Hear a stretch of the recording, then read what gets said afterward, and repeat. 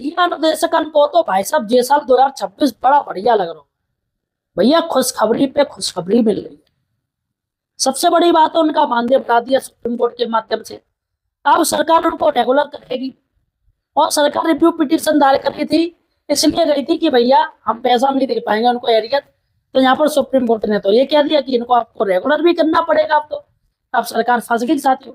तीन बड़ी खुशखबरी है।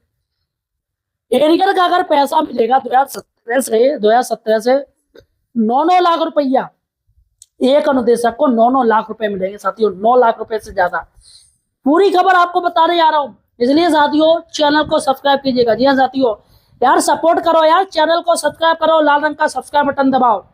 यहाँ साथियों देखिएगा, अनुदेशकों को 9 लाख रुपया मिलेंगे, लखपति हो गए अनुदेशक सब। और सरकार गई थी रिव्यू पिटीशन दायर करने। यूपी सरकार कह रही है भैया हमारे पास पैसा ना, हम कहां से दे दें। सुप्रीम कोर्ट ने कह दिया नहीं, आप पैसा दोगे, आपने जो नियम बनाया था आपने उस नियम का पालन नहीं किया। 70,000 रुपए इनका मानदेय फिक्स किया था, फिर आपने 9,000 क्यों बदला। यहाँ पर आपकी पूरी कमी है। आपने जो कानून दिया था हम उसी कानून का पालन करवा रहे हैं। आपने जो बात कही थी उसी नोटिफिकेशन को लागू करवा रहे हैं। उस समय आपके पास कैसे पैसा आ गया जो आपने मानदेय की 70,000 की बात कह दी।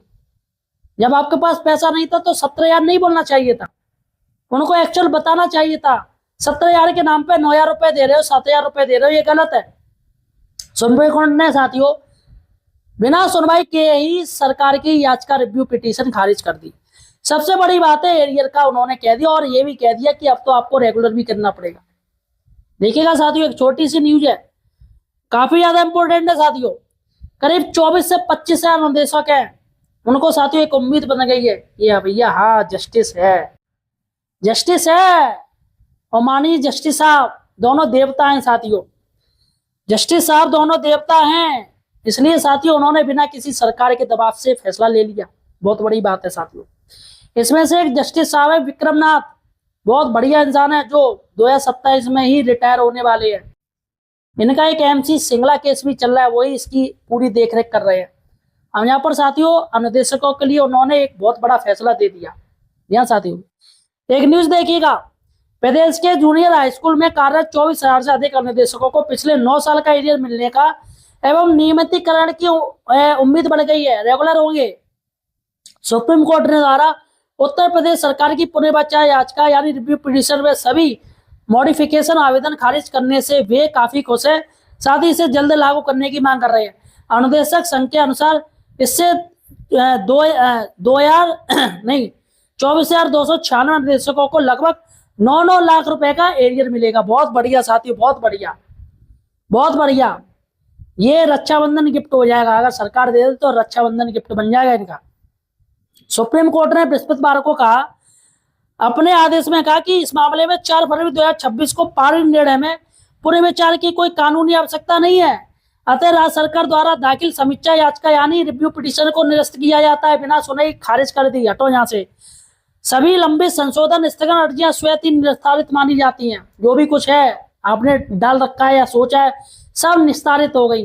अब आपको सीधे सीधे 2 काम करने, इनको रेगुलर कीजिए और इनका बकाया पैसा दीजिए।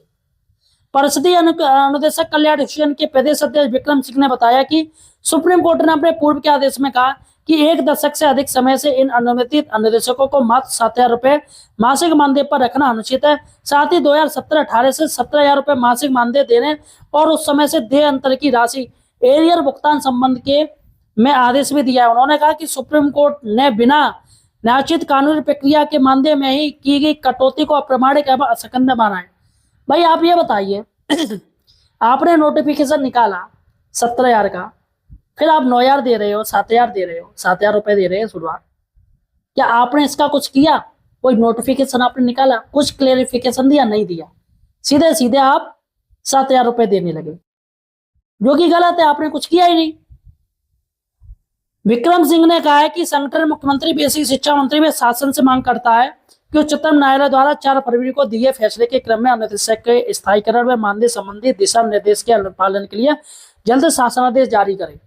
साथ ही अनुदेशकों के बकाया मानदेय एरियर का नियम संगत भुगतान सुनिश्चित किया जाए। सर्वोच्च न्यायालय के निर्देशों के अनुरूप स्थायी नीति तैयार की जाए। वहीं महानिदेशक इसकी शिक्षा मोनिका रानी ने कहा इस मामले में शासन स्तर पर विधिक परामर्श लिया जाएगा, शासन के निर्देश पर आगे की कार्रवाई की जाएगी, क्योंकि शासन से ही सब कुछ होगा। सबसे बड़ी बात है साथियों, इसके जो जस्टिस साहब है विक्रम नाथ जी, जो 2027 में रिटायरमेंट हो रहे हैं। अब साथियों इससे पहले आप लोग स्थायी हो जाए तो बहुत बड़ी बात है, अगर ये रिटायरमेंट हो गए तो साथियों कुछ भी हो सकता है। जी हाँ साथियों, पता नहीं जो नए जस्टिस साहब आएंगे उनका क्या डिसीजन रहेगा। फिलहाल साथियों आपने सीटेट पास कर लिया या टेट पास कर लिया है? जूनियर टेट, सीटेट, मुझे कमेंट सेक्शन में जो बताइएगा। आपके कितने नंबर हैं, आपके विद्यालय का नाम क्या है, आप किस जिले से मुझे देख रहे हो।